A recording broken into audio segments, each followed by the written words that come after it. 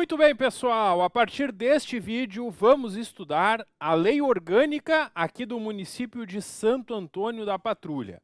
A lei orgânica que é a principal lei do município, que traz as principais regras de funcionamento sobre a prefeitura e a Câmara Municipal.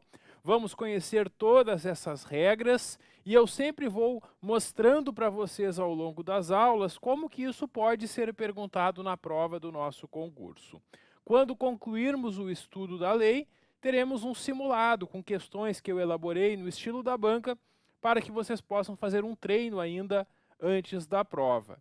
E este simulado eu também vou fazer a correção em vídeo. Assim o conteúdo fica bem fixado e bem revisado. Então, esse vai ser o nosso método de estudo aqui na legislação municipal. Eu vou apresentar a lei, vocês terão a apostila esquematizada para poderem revisar, fazendo leituras de revisão, e terão as questões no final para praticar com a correção em vídeo, que vai servir como uma revisão para a prova. Assim, eu tenho certeza que vocês vão memorizar tudo o que precisam para acertarem as questões no dia da prova. Bom, vamos ao que interessa, então, vamos conhecer aqui a lei orgânica do município, que começa apresentando o município que, como a gente sabe, faz parte do Brasil, faz parte do Rio Grande do Sul e, como todos os municípios, possui autonomia. O município é autônomo em tudo que seja do seu interesse local. E ele tem como objetivo, na sua área territorial de competência, o desenvolvimento com a construção de uma comunidade livre, justa e solidária, fundamentada na autonomia, na cidadania, que é o respeito aos direitos do cidadão, e na dignidade da pessoa humana, valores sociais do trabalho, livre iniciativa e pluralismo político, pluralismo de ideias, exercendo o seu poder por decisão dos munícipes, que são os cidadãos do município, pelos seus representantes eleitos. Bom, a ação municipal, a ação do município desenvolve-se em todo o seu território, sem nenhuma forma de privilégio ou discriminação e preconceito. É isso que diz o parágrafo 1º, porque ele diz ali que não vai ter privilégio para distrito e bairros e vai se buscar reduzir as desigualdades, provendo o bem-estar de todos sem nenhum preconceito de origem, raça, sexo, cor-idade ou qualquer outra forma de discriminação. O parágrafo 2º trata da soberania popular. O que é a soberania popular? É, em outras palavras, dizer que quem manda é o povo, porque todo o poder vem do povo. E o povo vai exercer o poder por meio do sufrágio universal, porque os membros do povo, os munícipes, os cidadãos do município, podem ser candidatos aos cargos eletivos e todos os cidadãos vão votar. Esse é o sufrágio universal. Todos no município votam e podem ser votados, claro, atendidos os requisitos da lei. Pelo voto direto e secreto, que tem o mesmo valor para todos, cada cidadão tem um voto, não importa nenhum motivo, nenhuma discriminação, todos têm um voto, cada um. E o povo pode exercer diretamente essa soberania por meio de plebiscitos e referendos, que são consultas à população, e também por meio da iniciativa popular, que a gente vai conhecer hoje também, que o povo pode apresentar projetos de lei, reunindo um percentual do eleitorado. Então, aqui está a soberania popular. Ela vem de todos esses elementos que estão no parágrafo 2º. E a banca pode perguntar na tua prova no que consiste essa soberania, que é justamente o sufrágio universal, o voto direto e secreto e esses mecanismos de plebiscito, referendo e iniciativa popular. O artigo 2º aqui da lei orgânica apresenta os poderes do município. O município tem dois poderes, o legislativo, que é a Câmara Municipal, e o executivo, que é a prefeitura.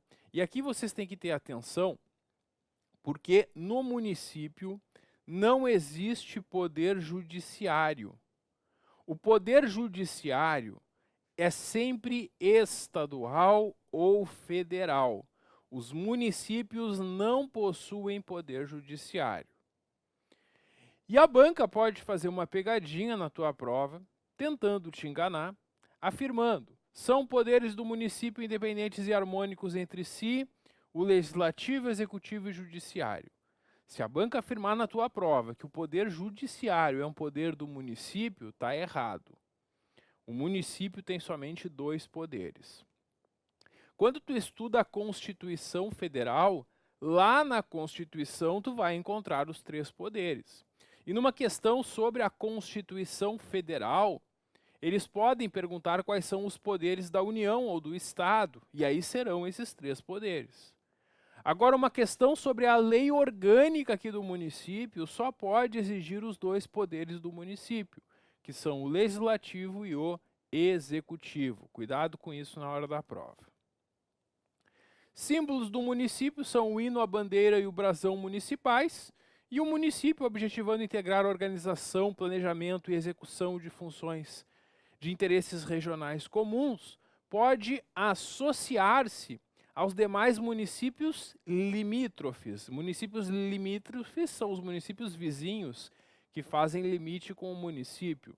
Então, claro, o município de Santo Antônio da Patrulha pode se juntar, se unir a municípios vizinhos para conjuntamente fazerem coisas do interesse da sua população. É isso que está autorizando aqui o artigo 4º. Concluímos então este primeiro título, e aqui eu destaco para vocês que para fins de prova, o que tem mais chance de ser perguntado é justamente o que eu destaquei aqui na soberania popular e nos poderes do município. Muito embora a banca sempre possa nos surpreender e trazer uma questão diferente sobre algum outro artigo. Mas do que a gente viu até aqui, esses 2 pontos são os mais cobrados em prova, os mais prováveis. Vamos avançando agora para o título 2, que trata da organização do município.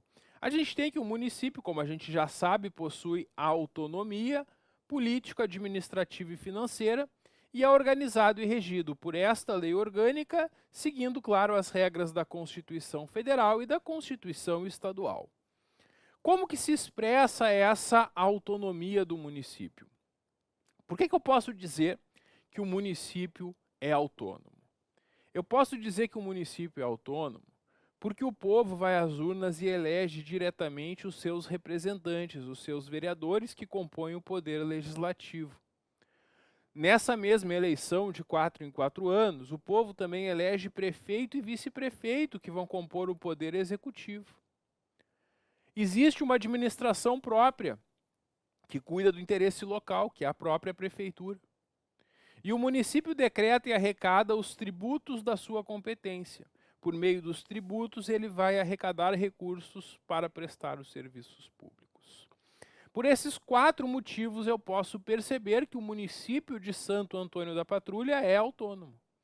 E a banca pode perguntar em prova como que se expressa essa autonomia. Então, sempre é importante vocês lembrarem desses elementos que justificam essa autonomia do município. O município tem a sua sede na cidade de Santo Antônio da Patrulha, que lhe dá o nome, e a criação, organização e supressão de distritos depende sempre de lei municipal, seguindo as regras da legislação estadual. Então, por lei municipal aprovada na Câmara de Vereadores, é possível criar, organizar e suprimir distritos. Essa lei sempre vai respeitar as regras da legislação estadual sobre o assunto. E qualquer alteração no território do município depende de consulta prévia à população interessada, mediante um plebiscito. Então se faz uma consulta à população para perguntar se ela concorda com aquela alteração no território. Concordando, aí se encaminha o projeto de lei para fazer essa alteração. O município que deve adotar o planejamento como um instrumento básico para a promoção do desenvolvimento organizacional, físico-territorial, econômico, social e cultural. E, inclusive, nesta lei, a gente vai ver mais para o fim da lei, o plano diretor, que é o instrumento básico da política de planejamento do município. Isso a gente vai ver mais para o fim desta lei. O próximo capítulo trata dos bens e da competência do município. Quanto aos bens, é bem tranquilo, apenas o artigo 9º dizendo que são bens do município os que lhe pertencem e os que lhe vierem a ser distribuídos. E o município tem direito à participação no resultado da exploração de recursos minerais no seu território. Então, se alguém explora recursos minerais no território, pagará os royalties para o município. É isso. E sobre bens é isso que a gente tem. O próximo assunto já trata da competência do município. A competência do município é aquilo que cabe ao município fazer. E o município vai se organizar administrativamente, tendo a sua prefeitura com as suas secretarias e órgãos públicos. O município decreta suas próprias leis e o prefeito vai expedir decretos e atos do seu interesse. O município administra os seus bens, pode comprar, vender, doar, aceitar doações. Quando necessário, o município tem o poder de desapropriar por necessidade ou utilidade pública ou interesse social. O município presta os serviços públicos de interesse local e também pode fazer permissões, concessões ou autorizações para que empresas explorem esses serviços públicos. O município organiza o seu quadro de servidores, que é o quadro funcional, e estabelece o regime jurídico dos servidores, que é o Estatuto dos Servidores. O município elabora e executa o seu plano diretor, que é o instrumento básico da política de desenvolvimento. O município vai prover o ordenamento territorial mediante o planejamento e controle do uso, parcelamento e ocupação do solo. Vai ter uma lei que trata justamente das regras para uso do solo. O município vai exigir do proprietário de solos não edificados, subutilizados ou não utilizados, que aproveite. O município tem medidas para incentivar e até pressionar os proprietários de imóveis a darem uma função social para a propriedade, que o imóvel sirva para alguma coisa, nele funcionando, moradia, comércio, indústria, alguma coisa, porque não se deve deixar imóveis abandonados, vazios urbanos. Também o município pode constituir a sua guarda municipal para a proteção dos seus bens, pode promover a proteção também do patrimônio histórico, cultural, artístico e paisagístico local, legislar sobre a contratação em todas as modalidades para a administração pública, tratar da limpeza dos logradouros públicos e a coleta do lixo domiciliar, também dispor sobre prevenção de incêndio. O município fixa os feriados municipais. Isso é interessante, né? Cada município tem os seus feriados. E às vezes tem dia que é feriado em Santo Antônio da Patrulha e não é feriado em Osório ou em Glorinha, porque cada município, pela sua lei municipal, fixa os seus feriados municipais. Também o município fixa o horário de funcionamento dos estabelecimentos, faz as leis sobre serviço funerário e cemitérios, pode interditar edificações que estejam em ruínas, em risco de desabamento, regula a publicidade, regulando a fixação de cartazes, anúncios, emblemas, regulamenta competições esportivas e espetáculos de divertimentos públicos, legisla sobre apreensão e depósito de semoventes, mercadorias e imóveis em geral, no caso de transgressão de leis. Aqui a gente tem um código de posturas que vai trazer as regras e como que funciona a apreensão de animais e mercadorias. O município também legisla sobre os serviços públicos, regulamentando os processos de instalação, distribuição e consumo de água, gás, telefonia, luz e energia elétrica. Cria também normas de construção nos logradouros e prédios públicos, por meio do Código de Obras e Edificações. Todas essas que a gente acabou de ver no artigo 10 são competências do município de Santo Antônio da Patrulha. Além dessas competências que nós acabamos de ver, tem mais algumas competências do município, mas que não são só dele. São competências que ele tem em comum, em conjunto com a União e com o Estado. No artigo 11, estão coisas que cabe ao município fazer junto com o governo federal e com o governo estadual. E a banca na prova pode fazer uma questão perguntando quais são as competências só do município, que são aquelas do artigo 10, ou essas que são exercidas em conjunto com o governo federal, com o governo estadual, conforme o caso. Todos, município, estado e União, vão atuar para zelar pelo respeito da Constituição e das leis. para cuidar da saúde e da assistência social da população, proteção ambiental, e aqui tem várias atuações nessa proteção ambiental. Também políticas de promoção de habitação, transporte, desenvolvimento urbano, segurança, desenvolvimento agrícola, educação, cultura e desporto, turismo e lazer, saúde. São várias áreas, né, que todos vão atuar, não cabe só ao município. Órgãos públicos federais e estaduais também vão atuar na garantia desses direitos para a população. Também programas de educação pré-escolar e ensino fundamental, meios de acesso à cultura e educação, política de apoio e estímulo ao cooperativismo e também sistema de programas de prevenção e socorro em caso de calamidade. Então é isso que nós temos aqui nessas competências básicas do município. O próximo capítulo trata do poder legislativo.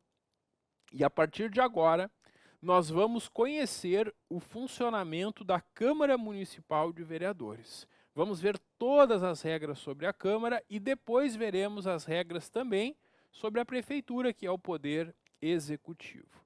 Primeira coisa que vocês têm que saber para a prova, que é bastante perguntado em provas, é a quantidade de vereadores do município, que são 13 vereadores. Então, primeira coisa a memorizar, temos 13 vereadores aqui no município.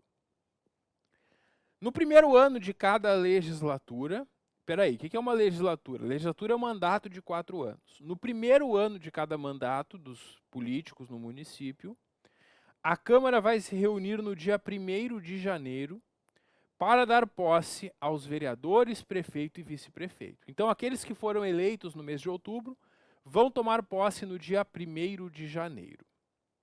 Muito bem.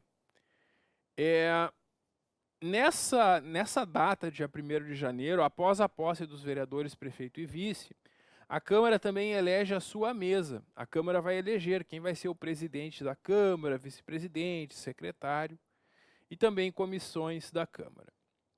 E aí a Câmara já entra em recesso, porque o período normal de funcionamento dela é de 1º de fevereiro a 31 de dezembro. Normalmente, no mês de janeiro, a Câmara não está funcionando, ela está de recesso. O presidente da Câmara vai presidir, o presidente da mesa da Câmara preside também a Câmara, claro, né, e representa ela em juízo e fora de juízo. Essa mesa da Câmara é eleita para um mandato de 1 ano, e todo ano eles fazem uma nova eleição para mudar os membros da mesa. Então, durante os 4 anos do mandato, nós teremos 4 mesas, uma eleita para cada ano. A mesa que são os próprios vereadores que são eleitos para essas funções de presidente, vice-presidente e secretário da Câmara. Então, o recesso ocorre no mês de janeiro e o período normal de funcionamento da Câmara, então, vai ser de 1º de fevereiro a 31 de dezembro, tendo sempre esse recesso no mês de janeiro. O artigo 15 trata da convocação extraordinária da Câmara. O que é isso? Convocação extraordinária é quando precisa convocar a Câmara para mais uma sessão, para uma sessão extra, além daquelas normalmente realizadas. Então a Câmara vai ter os seus dias de funcionamento previstos lá no regimento interno, e quando for necessário uma convocação a mais da Câmara, ou até mesmo durante o período de recesso, é feita a convocação extraordinária. E a banca pode perguntar na tua prova, quem é que pode fazer essa convocação? E o artigo 15 explica isso e eu coloquei aqui no quadro para vocês. A convocação extraordinária da Câmara para uma sessão a mais pode ser feita pelo presidente da Câmara, ou por 1/3 dos vereadores, ou pela comissão representativa, que é uma comissão que fica à disposição durante o período de recesso no mês de janeiro, ou pelo prefeito. Quando é feita uma convocação extraordinária da Câmara, vai ter uma pauta dizendo o assunto que vai ser tratado. E nessa reunião só pode ser tratado desse assunto. Eles não podem tratar de outros assuntos que não estejam na convocação. E para as reuniões extraordinárias, cada um dos vereadores é convocado pessoalmente. Então é isso que nós temos aqui no artigo 15. No artigo 16, a gente tem a regra, então, de funcionamento e deliberações, votações da Câmara. A Câmara só pode deliberar com a presença de, no mínimo, mais da metade dos seus membros. Espera aí. São 13 vereadores, certo? Nós vimos que são 13 vereadores. Então, para que algo seja discutido e votado da Câmara, eu preciso que estejam presentes, no mínimo, 7 vereadores. Porque se tem sessão na Câmara hoje e estão presentes 6 ou menos vereadores, não pode acontecer a votação. Só pode fazer votação tendo a presença de 7 vereadores. E aí, as votações serão feitas pela maioria dos presentes. Essa é a regra geral que a gente chama de maioria simples. Quando é maioria simples, a regra geral de votações, com mais da metade dos presentes eu aprovo a matéria. Então, se estiverem presentes 7 vereadores, eu vou precisar de 4 votos para ter mais da metade, né? Se estiverem presentes 8 ou 9 vereadores, eu vou precisar de 5 votos para aprovar a matéria. Se estiverem presentes 10 ou 11 vereadores, aí eu vou precisar de 6 votos. Se estiverem presentes 12 ou 13 vereadores, eu vou precisar de 7 votos para ter mais da metade. Então vejam que essa maioria simples é uma maioria relativa, porque ela muda conforme a quantidade de vereadores presentes. Quanto menos vereadores presentes, menos votos eu vou precisar para aprovar uma matéria. E normalmente é assim que as matérias são aprovadas. Mas tem alguns casos que esta lei orgânica quer mais atenção para que sejam aprovadas e vai exigir o voto de maioria absoluta ou de maioria de 2/3. Quando alguma matéria exige para sua aprovação o voto de maioria absoluta, aí não basta mais da metade dos presentes. Vai ser necessário o voto de mais da metade do total. E se são 13 vereadores, serão necessários 7 votos para ter mais da metade do total. Porque a metade de 13 seria 6,5, né? Então, para ter mais da metade, eu preciso de 7 votos. E isso quando exigir maioria absoluta. Tem casos que vão exigir o voto de 2/3. Quando a matéria exige o voto de 2/3, aí eu vou precisar de ainda mais votos. Porque eu vou precisar de mais da metade, de mais de 2/3 dos vereadores. E aqui, para alcançar esses 2/3, eu precisaria do voto de 9 vereadores, né? Com 9 vereadores eu teria mais de 2/3 dos votos. Então vejam que os 2/3 são difíceis de serem alcançados. Porque se tem votação que exige 2/3, vai precisar que 9 dos 13 vereadores votem a favor da matéria. Então, as coisas mais difíceis de serem aprovadas vão exigir 2/3. Algumas vão exigir maioria absoluta, que vão ser 7 votos. E as que não disserem nada são por maioria simples, que é mais da metade dos presentes. É assim que funcionam as deliberações, as votações aqui da Câmara. E o parágrafo 1º desse artigo já apresenta algumas matérias que vão exigir a maioria absoluta, ou seja, vão precisar de 7 votos para serem aprovadas. E a banca pode perguntar quais são essas matérias. São elas o plano diretor, os orçamentos do município, empréstimos, auxílio do município a uma empresa, concessão de privilégios ou matéria que verse interesse particular. Essas matérias vão exigir o voto de maioria absoluta para serem aprovadas. O presidente da Câmara é um dos vereadores e ele vai comandar as sessões. Por comandar as sessões, ele não vai votar em todas as votações. Ele só vai votar nos casos aqui do parágrafo 2º. Então ele vai abrir uma votação normalmente e não vai votar. Se ficar empatada, aí ele vota para desempatar. Ele também vota na eleição da mesa, porque todo ano os vereadores elegem a mesa para o ano seguinte. E o presidente vota nessa eleição. E também quando a matéria exigir a presença de 2/3. Toda matéria que exige a presença de 2/3 dos vereadores, o presidente vai votar. As reuniões da Câmara que serão públicas e o voto é aberto, nós não temos mais votos secretos. O artigo 18 trata da prestação de contas do município. Todos os anos o prefeito vai prestar contas à Câmara Municipal. O prefeito vai fazer a prestação de contas, vai encaminhar para o Tribunal de Contas do Estado, que vai fazer um parecer prévio e depois encaminhar para a Câmara julgar as contas. O prazo que o prefeito tem para encaminhar a prestação de contas do município é até o dia 31 de março do ano seguinte. E a banca pode perguntar essa data, então não esquece, todo ano o prefeito vai prestar contas até o dia 31 de março das contas do ano anterior. E essas contas ficam à disposição de qualquer contribuinte, qualquer um pode ir lá e olhar as contas e se achar que tem algo errado, questionar. Todo ano, durante 60 dias, as contas estão à disposição. E esse prazo também já foi perguntado em prova, é importante vocês memorizarem. Todo ano, também nos primeiros 60 dias da sessão legislativa, o prefeito vai até a Câmara Municipal para informar por meio de um relatório como que estão os assuntos municipais. Porque a Câmara de Vereadores, além de aprovar as normas, leis e demais atos, ela também fiscaliza a prefeitura. Por isso o prefeito todo ano vai lá informar como é que estão os principais assuntos. O que está sendo feito de investimento na área da educação, da saúde, da habitação, das obras, enfim, todos os assuntos que interessam ao município.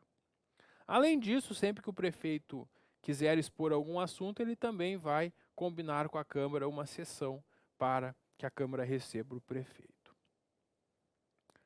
O artigo 20 prevê ainda nessa função de fiscalizar que a Câmara ou as suas comissões podem convocar autoridades, convocar secretários municipais, titulares de autarquias ou órgãos que o município participe, para comparecerem e darem informações sobre o assunto questionado. Quando isso for feito, quando é feita essa convocação, 3 dias úteis antes do comparecimento, eles já enviam por escrito uma exposição sobre essas informações. E aí comparecem na sessão para prestar pessoalmente as informações. E a Câmara pode criar também a Comissão Parlamentar de Inquérito, popularmente conhecida como CPI. Uma Comissão Parlamentar de Inquérito é uma comissão de vereadores que é criada para fazer uma investigação sobre algum fato determinado por um prazo certo. Então, se tem uma denúncia de uma irregularidade na prefeitura, a Câmara pode investigar, criando uma comissão para isso. Para criar uma comissão, é necessário um requerimento assinado por, no mínimo, 1/3 dos vereadores. Vejam que são 13 vereadores, como a gente viu, né? E para que eu tenha 1/3 dos vereadores, eu vou precisar que 5 vereadores assinem.